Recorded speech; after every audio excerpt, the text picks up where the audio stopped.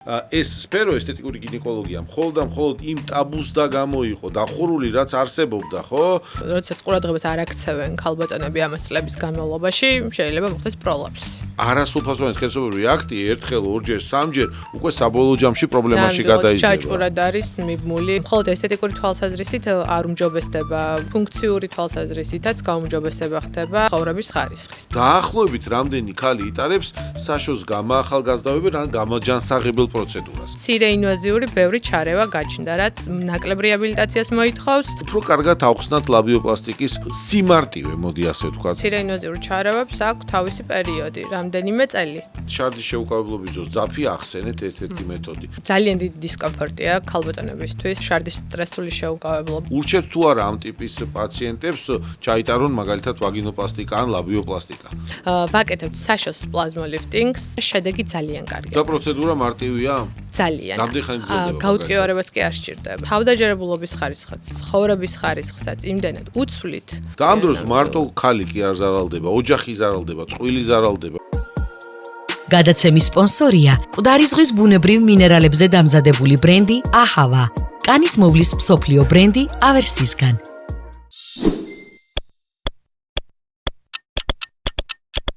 მოგესალმებით, კოდკასტის მორიგი ეპიზოდია. დღეს საინტერესო თემაზე ვისაუბრებთ. აუცილებლად მოიწონეთ ჩვენი არხი, იმიტომ რომ თქვენი თითოეული მოწონება ჩვენთვის ძალიან მნიშვნელოვანია. კოდკასტი როგორც ყოველთვის იწერება სტუდია პოდკასტ პოინტში, ძალიან კარგ კომფორტულ გარემოში. მადლობა სტუდიას მასპინძლობისათვის. ჯერ წარვადგენ ჩვენ ერთგულ სპონსორს, ეს არის აჰავა, მკვდარი ზღვის უნიკალური მინერალებით გაჯერებული სახის, სხეულისა და თმის მოვლის საშუალებები ქალბატონებისა და მამაკაცებისათვის. აჰავა ისრაელის წარმოების პროდუქტებს გვთავაზობს და ეს ბრენდი მოწონებული და რეკომენდებულია დერმატოლოგების მიერ. პოდკასტში დღეს ესთეტიკური მედიცინის, ასე ვთქვათ, ერთ-ერთ მიმართულებაზე და საკმაოდ აქტუალურ მიმართულებაზე ვისაუბრებთ, ეს არის ესთეტიკური გინეკოლოგია, რაც დღევანდელ მსოფლიოში, მათ შორის ჩვენთანაც სულ უფრო მეტად და მეტად აქტუალური და პოპულარული ხდება. სტუმრად გვეყოლება ჩემი კოლეგა ბიან გინეკოლოგი მარიამ ჯანელიძე, რომელიც ვიწრო სპეციალიზაცია აქვს გავლილი და დახელოვნებული არის ესთეტიკური გინეკოლოგიის მიმართულებით, ქირურგიულ სხვადასხვა პროცედურების წარმოებაში. მარიამ, ძალიან დიდი მადლობა, რომ მობრძანდით. დიდი მადლობა თქვენ მოწვევისთვის. თემა, რომელსაც ვეხებით, ტაბუდადებულია, მაინც არის რა, ამაზე საუბარი ადამიანებს უჭირთ, ექიმთან ამის შესახებ არ ლაპარაკობენ, შეიძლება ერთი მეორეს ეუბნება რაღაც ვიწრო წრეში, მაგრამ საშველი მაინც ამით არ დგება, თუმცა მედიცინის მხრივ ეს და მიმართულება განვითარდა და ყოველ შემთხვევაში იმ ადამიანებისათვის, ვისაც სჭირდება დახმარების აღმოჩენა ამ მიმართულებით, თქვენი მზაობა არის, ხო? გაგუას კლინიკაში ეს მიმართულება, როგორც ვიცი, აქტუალურად არის წარმოდგენილი, თქვენის შეფობით, თქვათ, მეთაურობით, ხო? ასე როგორც მაქვს ინფორმაცია და საკმაოდ წარმატებით. ამისათვის მადლობა კიდევ ერთხელ, რომ დაგვითმეთ დრო და მოხვედით ამ თემაზე სასაუბროთ. მოდი დავიწყოთ ლაპარაკი ესთეტიკური მედიცინა მუდმივი განვითარების გზაზეა, ხო? და ესთეტიკური გინეკოლოგია ბოლო წლები მიება, ასე ვთქვათ, ცალკე რაღაც მიმართულებად, რომელიც საკმაოდ დიდი სეგმენტია, ხო? რა გარღვევები არის ბოლო პერიოდში ამ მიმართულებით? აი, რა ტენდენციები შემოვიდა, გამარტივდა რამე, გაიოლდა უფრო ხელმისაწვდომი გახდა ტექნოლოგიები. აი, მოდი ამით ნენელა მივეპაროთ თემას. რაც შეეხება მოთხოვნა საკმაოდ გაიზარდა. ალბათ, იმიტომ რომ ადრე ამაზე არ საუბრობდნენ, როგორც აღნიშნეთ, შესაბამისად, ეხლაც უჭირთ, მაგრამ ნელ-ნელა ეს ტაბუ, ესე რომ ვთქვათ, იმსხვრევა. კი, ნამდვილად. აი მეგობრებით თუნდაც, ოდესაც ზოგი მეგობარი მეგობარსაც არ ეუბნება, იმიტომ რომ იმდენად კონფიდენციალურია, კვლევებიც რომ მოვიძიოთ, ბევრი არ მოიპოვება ნამდვილად. ეს evidence based კვლევები. შესაბამისად, ქალბატონები, რომლებიც იკეთებენ ამ პროცედურას და მოდიან ჩვენთან პროცედურის გასაკეთებლად, იმდენად კონფიდენციალურია და არ უნდა რომ არავინ გაიგოს, იქვერჩება, რა თქმა უნდა. ყველაზე, ესე რომ ვთქვათ, მოთხოვნა რამაც გაზარდა იყო ის, რომ ეს არის მცირე ინვაზიური ბევრი ჩარევა გაჩნდა, რაც ნაკლებ რეაბილიტაციას მოითხოვს, დაყოვნება არ ხდება კლინიკაში, ესე რომ ვთქვათ, და შესაბამისად ეს რეაბილიტაციის პერიოდი, რაც ვთქვათ, ქირურგიული პლასტიკის შემთხვევაში იყო საკმაოდ ესე არადიდი, მაგრამ ხანგრძლივი, ხო. ამ შემთხვევაში ხანმოკლეა. ის შეზღუდვები თუნდაც აი ჭრილობის დამუშავება, მედიკამენტების მიღება, ამ შემთხვევაში ეს უფრო გამარტივებულია, ვიდრე ქირურგიის შემთხვევაში. რა თქმა უნდა, ქირურგიაზეც არის მოთხოვნა, მაგრამ ეს მცირე манипуляციები, ესე რომ ვთქვათ, უფრო ემარტივებათ და უფრო მოწონთ. კარგი. გამოვყოთ ორი სახე, ვთქვათ, პრობლემატიკის. ერთი არის ესთეტიკა, ვთქვათ, ხო, მცირე დიდი სასიცხო ბაგეების, ვთქვათ, ანატომია, ვთქვათ, ხო, აგებულება და ესთეტიკური მხარე, რაც ძალიან მნიშვნელოვანია. მეორე არის ფუნქციონალური მხარე, ხო? რაც პირველ რიგში ცხოვრების ხარისხის გაუმჯობესებაში ძალიან დიდ წვლილს თამაშობს. რომელი უფრო აქტუალურია? უფრო ვთქვათ, ესთეტიკური თვალსაზრისით თუ ფუნქციონალური თვალსაზრისით? არის ხშირად შარდის შეუკავებლობა, არის არასრულფასოვანი სქესობრივი აქტი, იმიტომ რომ საშოს წინა ან უკანა კედელი მოდუნებულია. კიდევ ბევრი პრობლემა, ჩვენ ამას ნელ-ნელა მივყვებით რა. აი, თქვენი აზრით რა უფრო წარმოდგენილია, ვთქვათ, ესთეტიკა თუ ფუნქციონალური მხარე? მაგალითად, ლაბიოპლასტიკა ავიღოთ, არის მცირე სასიცხო ბაგეების კორექცია, მაგრამ ქალბატონები ძირითადად მაინც მომართავენ იმის გამო, რომ აწუხებთ და დისკომფორტს უქმნით, აი მაგალითად მჭიდრო ტარენის სამოსის ტარების დროს, ველოსიპედის მართვის დროს, თუნდაც სქესობრივი ცხოვრების დროსაც. შესაბამისად, მხოლოდ ესთეტიკური თვალსაზრისით არ უმჯობესდება, ესე რომ ვთქვათ, პრობლემა, არამედ ფუნქციური თვალსაზრისითაც გაუმჯობესება ხდება ცხოვრების ხარისხის. თქვენ როცა ეუფლებოდით ამ მიმართულებას, ხო, მე ან გინეკოლოგიიდან, თქვათ, უიწრო სპეციალიზაციით გადაერთეთ, თქვათ, ესთეტიკურ გინეკოლოგიაში. დამატებით გაიარეთ სტაჟირება, მოემზადეთ ამისთვის. აი, როგორ იყო მაგალითად სუფთა სამედიცინო საგანმანათლებლო სისტემის მიმართულებით თქვენი განვითარება? დიახ, რა თქმა უნდა, მოითხოვს კვალიფიკაციის ამაღლებას და შესაბამის კურსებს. რა თქმა უნდა, ამ ოპერაციებს და მცირე ინვაზიურ ჩარევას ჭირდება დამატებითი, ესე რომ ვთქვათ, ცოდნა და სწავლა და ამას აუცილებლად ამ ესთეტიკურ გინეკოლოგიურ ესთეტიკურ ჩარევებს უნდა აკეთებდეს მიან გინეკოლოგი და არა სათანადო, ხო, რა თქმა უნდა. სათანადო სპეციალისტი ნამდვილად. კარგით, მადლობა. მოდით ესე ჩამოვყაროთ, ასე ვთქვათ, ის ძირითადი კონკრეტული ჩვენებები, რა დროსაც თქვენ მარიამს და გაგუას კლინიკას უნდა მომართოს პაციენტმა ვაგინოპლასტიკის თუ სხვადასხვა ესთეტიური პრობლემების მოსაგვარებლად. რა არის ძირითადი, ვთქვათ, 5, 6 ან 7, ასე ვთქვათ, ჩამონათვალში ლიდერი პრობლემა, რისი მოგვარებაც შეგიძლიათ. და შეიძლება დღეს მარიამ საერთოდ აზრზე არ იყოს ჩვენი მსმენელი, რომ მის ორგანიზმში არსებული პრობლემა მოგვარებადია. აი, პირველი არის ტრამული მშობიარობა.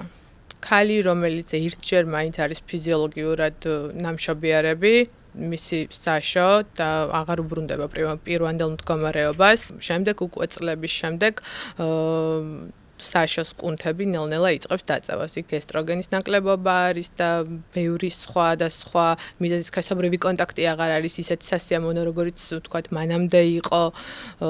აგრეთვე ნაწიბურები. ნაწიბურებს, რა თქმა უნდა, მცირე ინვაზიური ჩარევით ვერ უშველით და მას ქირურგიული პლასტიკის შემთხვევაში, როცა ვაწარმოებთ, მაგ შემთხვევაში ვიღებთ და ხდება მისი კორექცია. აგრეთვე, როდესაც სქესობრივი კონტაქტის დროს მგრძნობელობა იკლებს. აღარ არის ისეთი, როგორიც მანამდე იყო, საშო ფართოვდება. უსიამოვნო ხმები სქესობრივი კონტაქტის დროს, არასასიამოვნო აირების. ფსიქოლოგიურ ტრავმას იწვევს კი. ნამდვილად. კიდევ რაც აი დისკომფორტი, რომელიც ვახსენეთ მანამდე. ორგაზმთან არის თუ არა კავშირში, ვთქვათ, რაიმე ასეთი ფიზიოლოგიური დარღვევა. აი, თქვათ, ანატომიური დარღვევა, მოდი უფრო სწორი იქნება. ორგაზმის შემთხვევაში ვაკეთებთ ხოლმე ჯიწერტილის აუგმენტაციას, რომელიც არანაირად არ არის დადასტურებული მეცნიერული თვალსაზრისით. ეგ რას ნიშნავს? ანუ ყველაზე სენსიტიურ არეში შეგვყავს ეს ჰიალურონის შემოსეველი წინა კედელზე, ესე რომ ვთქვათ, საშოს წინა კედელზე, რაც ზრდის ამ სენსიტიური არის, ესე რომ ვთქვათ, მგრძნობელობას. ხო. ოკეი. ამართლებს ეს მეთოდიკა? დაკვირვებიდან გამომდინარე. ზოგ შემთხვევაში ამართლებს, ზოგ შემთხვევაში არ ამართლებს. არის საშუალება, რომელიც შეიძლება იქნას გამოყენება. მაგრამ ესეთი წერტილი, რომ მე ამ წერტილში შევიყვან ამ პრეპარატს და აუცილებლად იმ წერტილში შეყვანის შემდეგ ორგაზმი ექნება ქალბატონს, რა თქმა უნდა, კარგი, ჩარდის უნებლიე შეუკავებლობა თუ არის აი ამ შეუკავებლობა, ასე ვთქვათ, აი ამ ერთ-ერთი პრობლემის მოგვარება დიახ, ეს მცირე ინვაზიური ჩარევითაც შესაძლებელია, ძაფების ერთ-ერთი ესე რომ ვთქვათ, ერთ-ერთი ძაფი არის ტექნოლოგიურად, რომელიც აკეთებს ამ შარცაწვეთის, ესე რომ ვთქვათ, აწევას და ფიქსაციას. მაგრამ ეს არ არის მუდმივი შედეგი, როდესაც მცირე ინვაზიურ მეთოდებებზე ვსაუბრობთ, ეს ძაფი აბსორბირებადი ძაფია, რომელიც დროთა განმავლობაში გაიწოვება და რა თქმა უნდა, შედეგიც არ არის მუდმივი. დროებითია, თუმცა რაღაც გამოსავალი ხარჯით არის. კი. კარგი, მაგრამ მოდი ესე კი დავსვამ კითხვას. თქვენ ახსენეთ მშობიარობა ერთხელ წარმოიდგინეთ ადამიანი, რომელმაც გააჩინა 2, 3, 4 ხანდახან მეტი შვილი, ხო? ამ დროს ხომ ანატომიურად ბევრად უფრო ზიანდება ვიდრე ერთი მშობიარობის შემდგომ, ხო? ეს დაზიანება არის წინა კედლის, საშუალო წინა კედლის კუნთოვან ლორწოვანი შრის დაზიანება, დილატაცია, გაფაშრება, ანუ რიგიდულობა კლებულობს, სიმკვრივე კლებულობს, ხო? გააჩნია კიდევ ფიზიოლოგიურ მშობიარობას ზოგ შემთხვევაში, ხო, ტრაუმული მშობიარობა, იქ ვაკუუმი შეიძლება დაგჭირდეს და არ იყოს ეპიზიოტომია, ჩაჭრა შეიძლება იყოს საჭირო. დაგჭირდეს ეპიზიოთერაპია, ხო. ნამდვილად. ანუ ეს არის რეალურად ძალიან ხშირი. იმიტომ რომ ადამიანებს მერტვა ყველა კარგად ამყოფოს და გაამრავლოს ჩვენი ქვეყანა, ეს რეალობაა, ხო? მშობიარობა უწევს მოსახლეობის ძალიან დიდ ნაწილს და ამ დიდი ნაწილიდან პრობლემატიკა აქვს ასევე ძალიან ბევრს.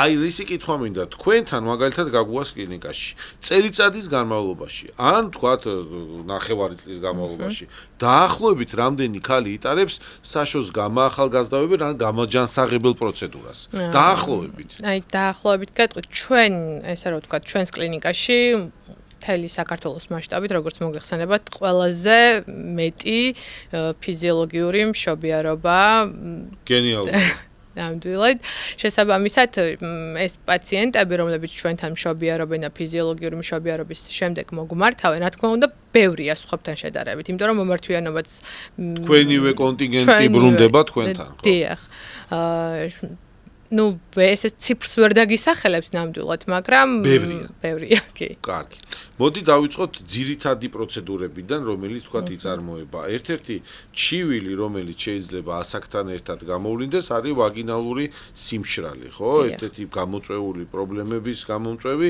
ამ მიმართულებით აი რა პროცედურები იწარმოება თუ შეიძლება ვაკეთებთ საშოს პლაზმოლიფტინგს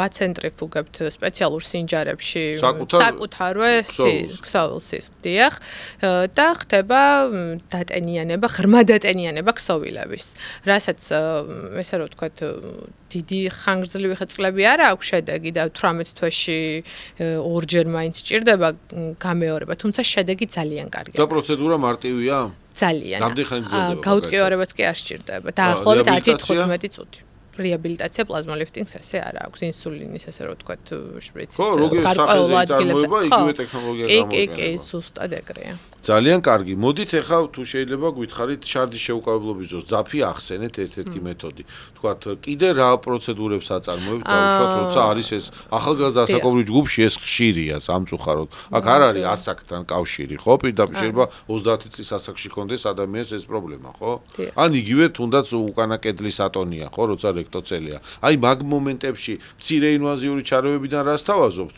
თქვათ პაციენტებს და უფრო თქვათ ფართომასშტაბიანი პროცედურები ძალიან დიდი დისკომფორტია ქალბატონებისთვის სტრესული შარდის სტრესული შეუკავებლობა იზოგს დაცემინების და ხველების დროს შარდის წვეთებს გრძნობს აქაც ასაკი აფიშვეში არ არის არა ქირურგიის შემთხვევაში ეს სპინალური ანესთეზიით კეთდება უკვე საოპერაციოში რეაბილიტაციაც უფრო ესე რომ ვთქვათ 4-დან 5 კვირამდეა უფრო მეტად სიმართლე გითხრათ როდესაც მაქამდე მიდის უკვე ქირურგიამდე საქმე უკვე უკანა კედელსაც ვაკეთებთ წინა კედელსა და ხო და კომბინირებულად ხდება მოკლედ კომბინირებული ოპერაცია. ძალიან წარმატებული ოპერაცია, ეს მე ჩემს პრაქტიკაში მქონია ამ ოპერაციებთან შეხება, ძალიან წარმატებული და ხაზგასმით მინდა თქვენთან ერთად კიდევ ერთხელ მაყურებლამდე მივიტანოთ ის, რომ საშოს კედლების ატონია, აი მარტივად რო ახსნათ, მარიამ თქვენც კარგად მეხმარებით, ეს არის უბრალოდ მოდუნება გარკვეული შრის და ამის შემდგომ ის, ასე ვთქვათ, ტუბუსის ფორმის საშო, რომელიც უნდა ასრულებდეს თავის ფიზიოლოგიურ ფუნქციას, კარგავს ამ ფუნქციას, ხო? და სქესობრივი კონტაქტის დროს უკვე ხახუნის შეხების ძალა კლებულობს, ხო? ანუ რა ქვია, არასრულფასოვანი სქესობრივი აქტი მიმდინარეობს. და ამ დროს მარტო ქალი კი არ ზარალდება, ოჯახი ზარალდება, წყვილი ზარალდება, იმიტომ რომ არასრულფასოვანი სქესობრივი აქტი ერთხელ, ორჯერ, სამჯერ უკვე საბოლოო ჯამში პრობლემაში გადაიზრდება. ჯაჭვურად არის მიბმული სქესობრივი კონტაქტი, ინტიმური ცხოვრება, მე შემდეგ უკვე პირად ურთიერთობებთან, ქალისთვის შეფასებასთან. რა თქმა უნდა. ბევრად უფრო, ესე რომ ვთქვათ, თავდაჯერებული ხდება შემდეგ ქალბატონიც, ვინც იკეთებს ესეთ ოპერაციას. თავდაჯერებულობის ხარისხი ბევრად უფრო მატულობს. კარგი, მოდი ახლა მაგ ოპერაციას კიდევ უფრო ჩავეძიოთ, რომ დაახლოებით 1 დღე სტაციონარში ალბათ ხო, დარჩენა. 1 დღე, დიახ, მეორე დღეს ვწერთ. სახში.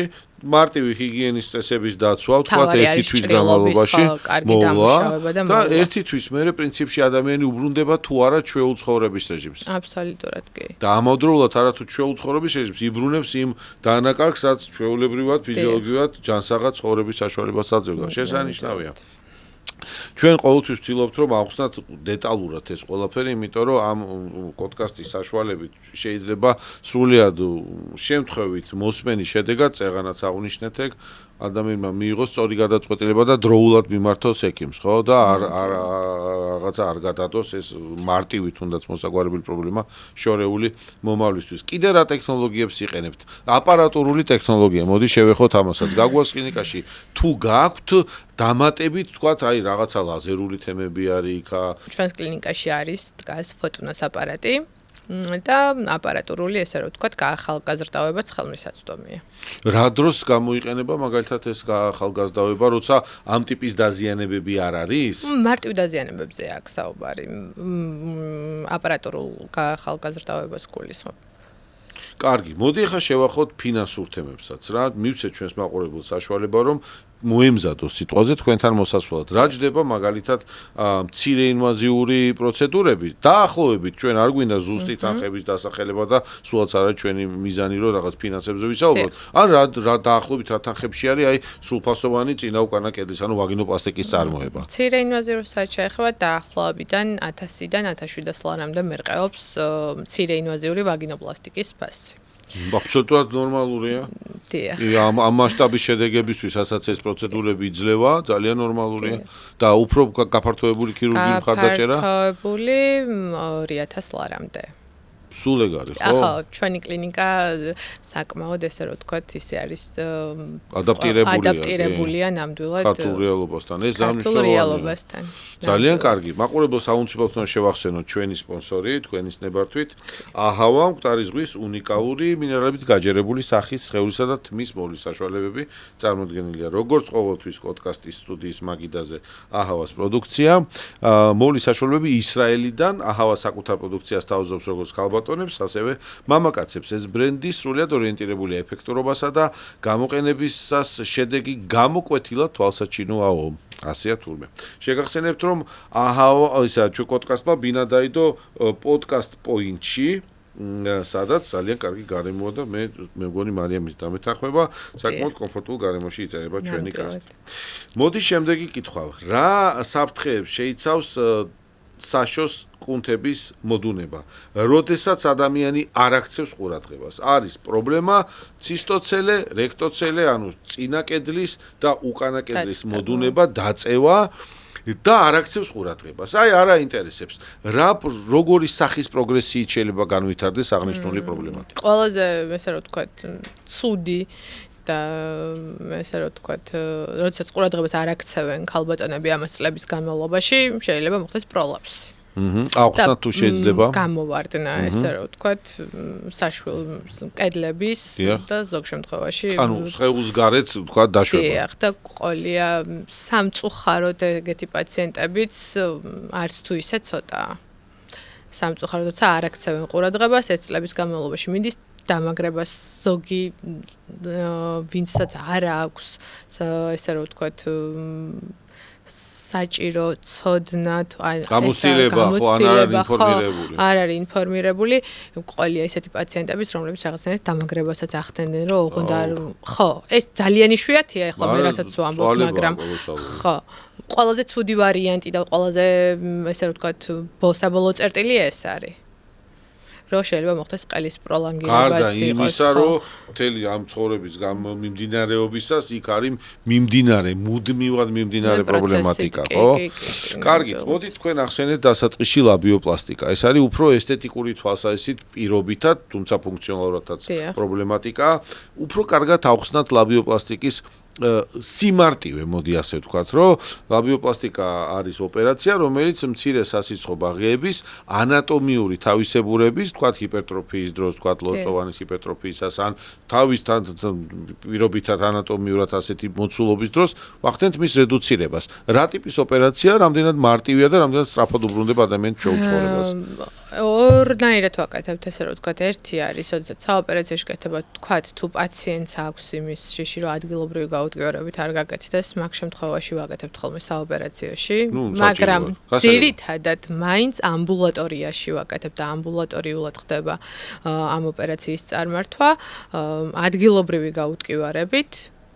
დაახლოებით არის 25 საათი 35 წუთიანი პროცედურა. ადგილობრივი გაუტკივრებით, როგორც აღნიშნე, ხდება მოკვეთა სიმეტრიული, რა თქმა უნდა, რომ ასიმეტრია არ ქონდეს პაციენტს, სიმეტრიული მოკვეთა ზედმეტი ქსოვილის და პლასტიკური ნაკერის დადება. კარგით, რა ტიპის უკუჩვენებები არის ამ ტიპის ოპერაციების, ამ მცირე ინვაზიური ჩარევებისას? არის თუ არა რაიმე სპეციფიური ჯგუფი პაციენტების, სადაც რეკომენდებული არ არის? ეს ერთი კითხვა და აქვე კითხავთ. დაუშვათ არ აქვს დასრულებული ქალს გენერაციული ფუნქცია და ისევ აპირებს კვლავ შემდგომში ბავშვის გაჩენას და კვლავ ვთქვათ, ასე ვთქვათ, გარკვეული სტრესის გამოწვევას ამ რეგიონისათვის. ურჩევთ თუ არა ამ ტიპის პაციენტებს ჩაიტარონ მაგალითად ვაგინოპლასტიკა ან ლაბიოპლასტიკა? თუ ეუბნებით რომ დაასრულებთ თქვა გენერაციული ფუნქცია და მოდი მერე მივხედოთ. რაც შეეხება ვაგინოპლასტიკას, თუ ქირურგიულ ვაგინოპლასტიკას გულისხმობთ, ქირურგიული ვაგინოპლასტიკის შემდეგ ფიზიოლოგიური მშობიარობა აღარ არის რეკომენდებული. და რაც შეეხება ძაფებით პლასტიკას, ძაფებით პლასტიკის შემთხვევაში 2 წლის მერე თუნდაც მალევე რო დაორსულდეს, პრობლემა არ არის. შეუძლია ფიზიოლოგიურადაც იმშობიაროს, არანაირ ესე რომ ვთქვათ, უკუჩვენებას არ წარმოადგენს. რა თქმა უნდა. ლაბიოპლასტიკას რაც შეეხება, ლაბიოპლასტიკა არანაირ კავშირში არ არის მშობიარობასთან. შესაბამისად, უკუჩვენება არ ითვლება. რეპროდუქციული გეგმები. თქვენი აზრით ბოლო 5-10 წლის განმავლობაში, თქვათ, ამ პერიოდში თქვენ აქტიურად მოღვაწეობთ ამ მიმართულებით.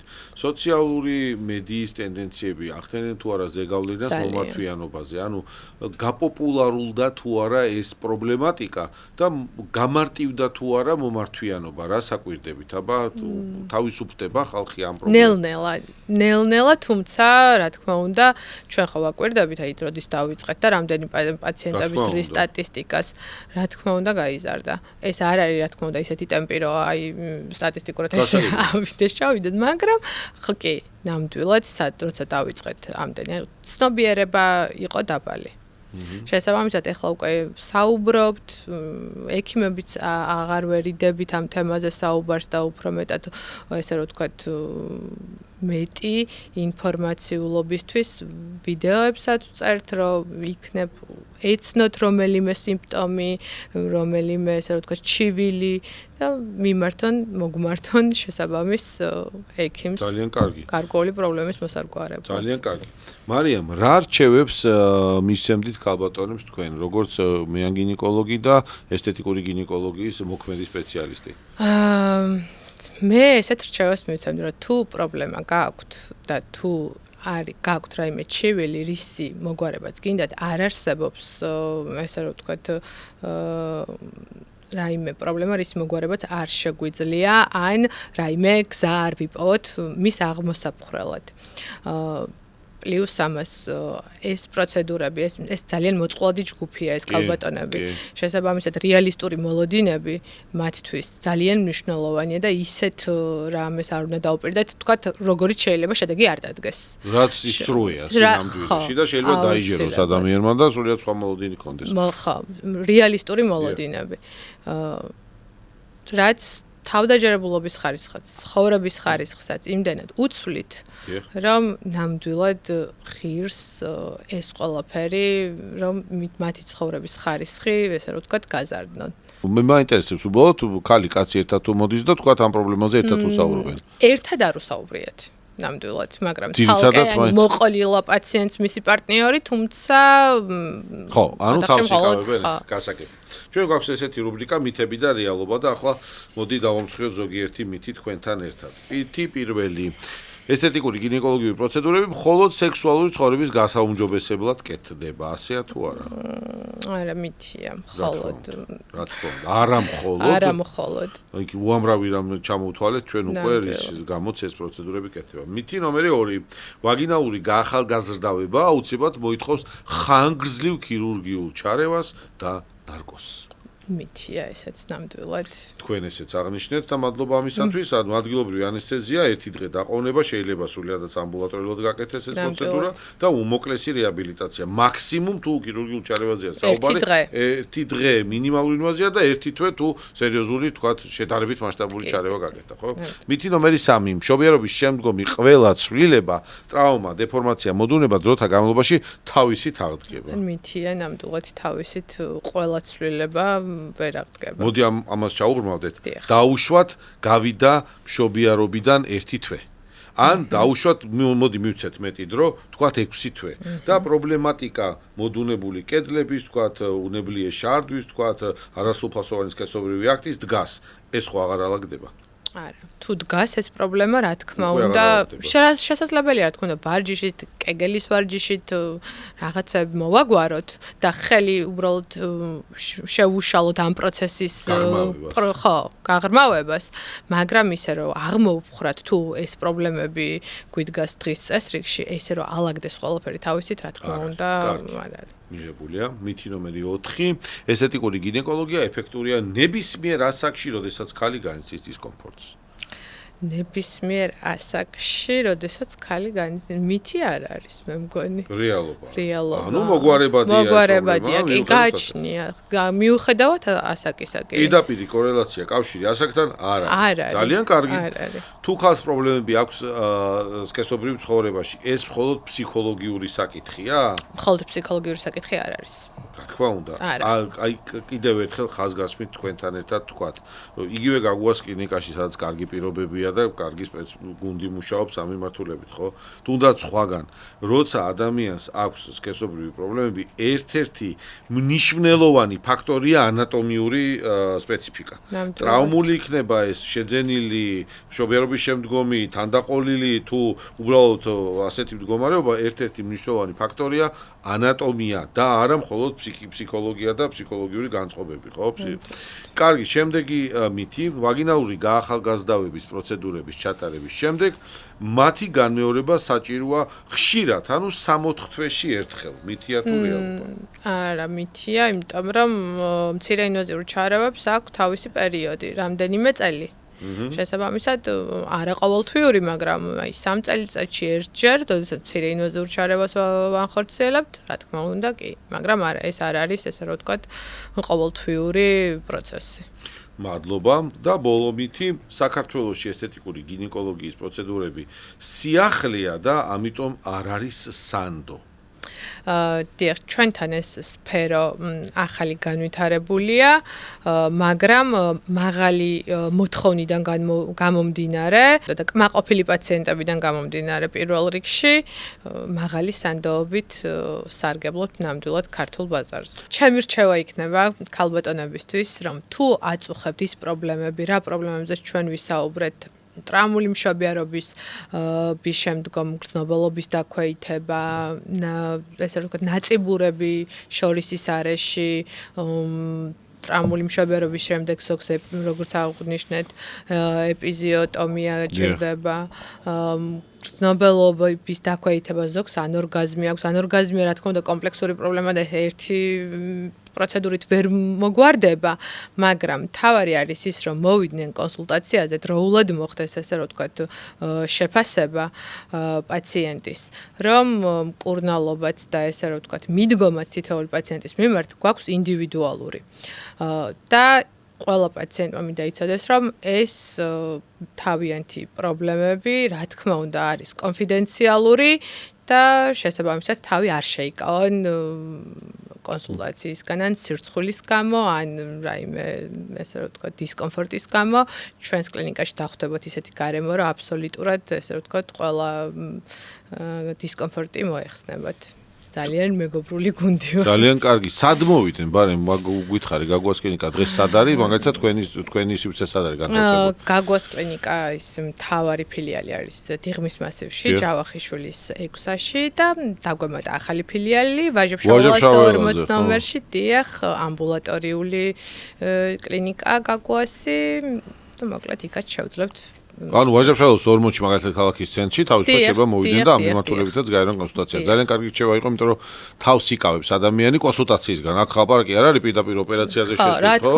აქ მოდი ჯერ გავიგებ, მოვისმენ, გავაანალიზებ და მე მივიღებ გადაწყვეტილებას. ძალიან დიდი მადლობა ამ რჩევისათვის. იმიტომ რომ ქართული მედიცინა ზოგადად, კლინიკური მედიცინა, ეს გინეკოლოგია, მეანგინეკოლოგია მით უმეტეს, ხო, უდიდესი ისტორია აქვს საქართველოში ამ დარგს. ეს სფერო ესთეტიკური გინეკოლოგია მხოლოდ იმ ტაბუს და გამოიყო, დახურული რაც არსებობდა, ხო?